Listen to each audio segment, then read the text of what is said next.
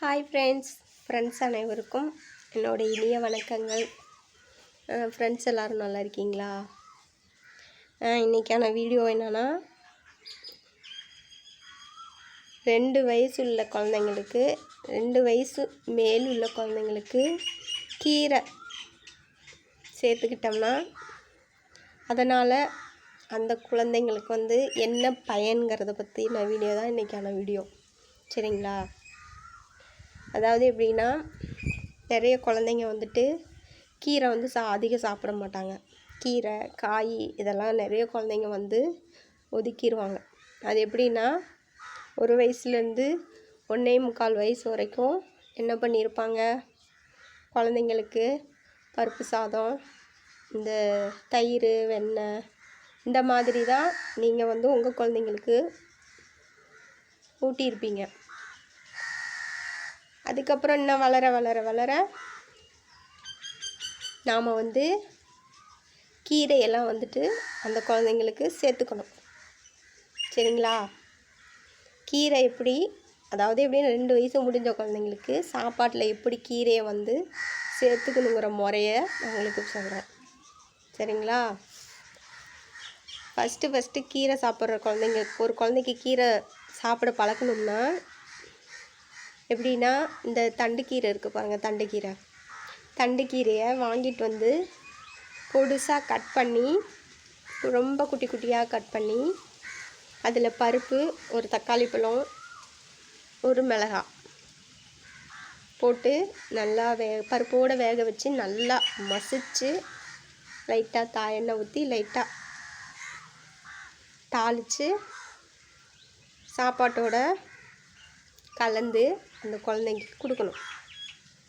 அப்போ தான் அந்த குழந்தை டேஸ்ட்டு பிடிச்சிருச்சுன்னா நீங்கள் எந்த கீரை கொடுத்தாலும் அதை அந்த குழந்தை சாப்பிடும்.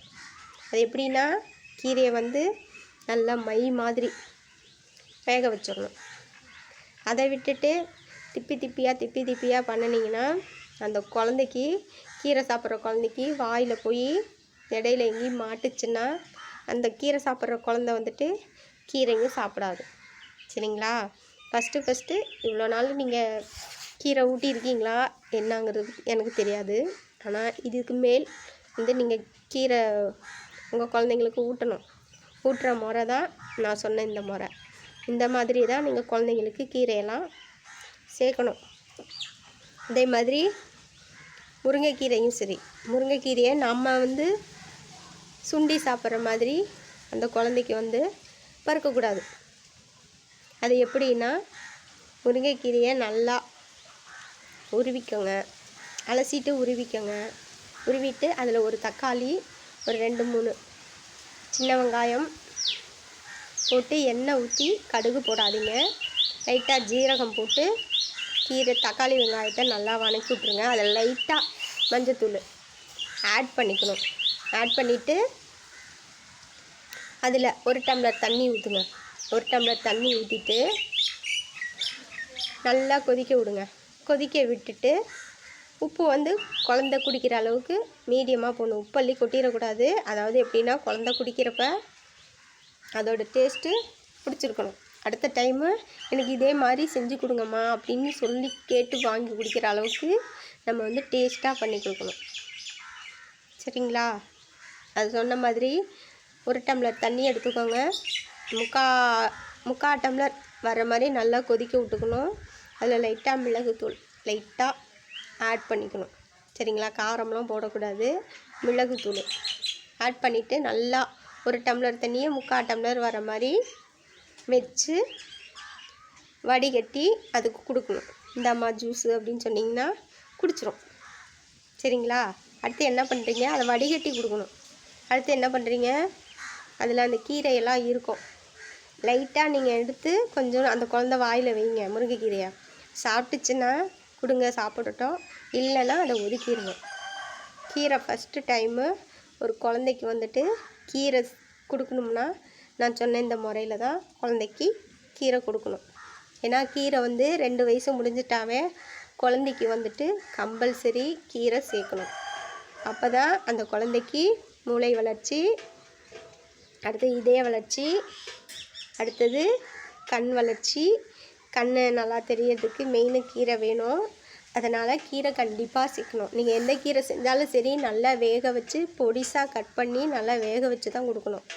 ஃபஸ்ட்டு நீங்கள் கீரை சேர்க்குறவங்க குழந்தைங்களுக்கு லைட்டாக ஒரு டைம் 2 டைம், ஃபஸ்ட்டு ஒரு டைம் மோஷன் போகிறாங்களா, ஃபஸ்ட்டு கீரை சாப்பிட்ற குழந்தைங்களுக்கு ஒரு டைமுங்கிறது 2 டைம் போவாங்க. அதனால் நீங்கள் பயப்படாதீங்க, சரிங்களா? அது நீங்கள் தொடர்ந்து அந்த கீரையை நீங்கள் வந்து அந்த குழந்தைக்கு பருகிட்டே இருந்தீங்கன்னா அது வந்து அந்த குழந்தைக்கு ஒத்துக்கும், சரிங்களா? நிறைய குழந்தைங்க நான் பார்த்துருக்கேன், கீரையே சாப்பிட மாட்டாங்க. கீரை என்ன, காயே சாப்பிட மாட்டாங்க. சாப்பாடு நம்ம போட்டு கொடுத்தாலும் காய், தக்காளி, கருவேப்பிலை இதெல்லாம் எடுத்து தனியாக ஒதுக்கி வச்சுருவாங்க. அப்படி ஒதுக்கி வைக்கிற குழந்தைங்கக்கிட்ட சொல்லணும், கீரைலாம் ஒதுக்கக்கூடாது, காய் ஒதுக்கக்கூடாது, காயெல்லாம் சாப்பிடணும். ஒரு காய் இப்போ குழம்புல போட்டிங்கன்னா அந்த குழம்புல போட்டு அந்த காய் சாப்பிட்டா என்ன பயன் அப்படின்னு குழந்தைங்களுக்கு நீங்கள் சொல்லி கொடுக்கணும். இப்போ கேரட்டே எடுத்துக்கோங்க, கேரட் கொடுத்தா பாப்பா கேரட் சாப்பிடு, கேரட் சாப்பிட்டா நல்லா கண் தெரியும், நல்ல முடி வளரும், நல்ல மூளை வளர்ச்சி நல்லது அப்படின்னு குழந்தைக்கு சொல்லணும். இப்போ வீட்டிலையே பொரியல் பண்ணையும் சரி, குழம்புக்கும் சரி, கேரட் அரியுங்க, அதை வந்துட்டு கழுவிட்டு ஒரு பீஸ் எடுத்து நம்ம சாப்பிடணும். அதாவது எப்படின்னா குழந்தைய பார்க்க வச்சுக்கிட்டு நாம் சாப்பிடணும். இப்போ அம்மா கேரட் சாப்பிட போகிறேன், அம்மா கேரட் சாப்பிட்டா எனக்கு நல்லா கண்ணு தெரியும், பாப்பாவும் சாப்பிட்றீங்களான்னு கேட்டால் சொல்லுவோம். அப்போ நீங்கள் என்ன பண்ணணும், பச்சை கேரட்டை கொடுங்க, சாப்பிடும். அதோட டேஸ்ட்டு, அதாவது கேரட்டுங்கிறது வந்து இனிப்பாக தான் இருக்கும், அதோட டேஸ்ட்டு பிடிச்சிக்கும். அப்போ நீங்கள் வேக வச்சு கொடுக்குறத விட பச்சையாக கொடுக்குறப்ப அந்த குழந்தை நல்லா விரும்பி கேட்டு வாங்கி சாப்பிடும். அடுத்த டைமு நீங்கள் அறிகிறப்போ வந்து பக்கத்தில் உட்காந்து ஏம்மா எனக்கு காய் கொடுங்கம்மா, கேரட்டு கொடுமான்னு சொல்லி கேட்டுவாங்க. அந்த மாதிரி குழந்தைங்கள வந்துட்டு ஒவ்வொரு விஷயமும் நாம் வந்து பழக்கி வைக்கிறதுல தான் இருக்குது. அதேமாரி குழந்தைங்களுக்கு காயெல்லாம் பருகுனிங்கன்னா எந்தெந்த காயில் என்ன பயன், இந்த காய் சாப்பிட்டா இந்த பயன்னு குழந்தைங்களுக்கு சொல்லி கொடுக்கணும். சொல்லி கொடுத்தா தான் அது அந்த குழந்தை சாப்பிடும். நான் நிறைய குழந்தைங்கள பார்த்துருக்கேன், காயெல்லாம் யாரும் அதிகமாக காயெல்லாம் சாப்பிடவே மாட்டாங்க, காயெல்லாம் ஒதுக்கி தான் வைப்பாங்க. அதவே விடுங்க, எங்கள் மையத்துக்கு வர்ற குழந்தைங்களே ஃபஸ்ட்டு வந்த குழந்தைங்க நிறையா குழந்தைங்க வந்துட்டு என்ன பண்ணுறாங்கன்னா காயெல்லாம் எடுத்து ஒதுக்கி தான் வைப்பாங்க. அப்போ நாங்கள் என்ன பண்ணுவோம், காய் சாப்பிட சொல்லி, சில குழந்தைங்களுக்கு காய் எடுத்து சாப்பிடவே தெரியாது, அப்போ நாங்கள் எடுத்து சாப்பிட்டு காட்டிட்டு இப்படி தான் சாப்பிட்ணுன்னு சொல்லி பழக்கி விடுவோம். காய் சாப்பிடாத குழந்தைங்கள்லாம் மெனக்கெட்டு காய் இன்னும் சாப்பாட்டில் அவங்க பிளேட்டில் ஏதோ 1-2 காய் தான் போகும். அப்போ அந்த குழந்தை என்ன பண்ணும், டீச்சர் எனக்கு இன்னும் காய் போடுங்கன்னு சொல்லி காய் எடுத்து கேட்டு வாங்கி சாப்பிடுவாங்க. அந்த அளவுக்கு வந்து குழந்தைங்கள நாங்கள் காய், கீரையெல்லாம் சாப்பிட வச்சு பழக்கி விட்ருக்கோம். அதே மாதிரி நிறைய வீட்டில் வந்துட்டு காய், கீரை சாப்பிடாத குழந்தைங்களாம் இருப்பாங்க.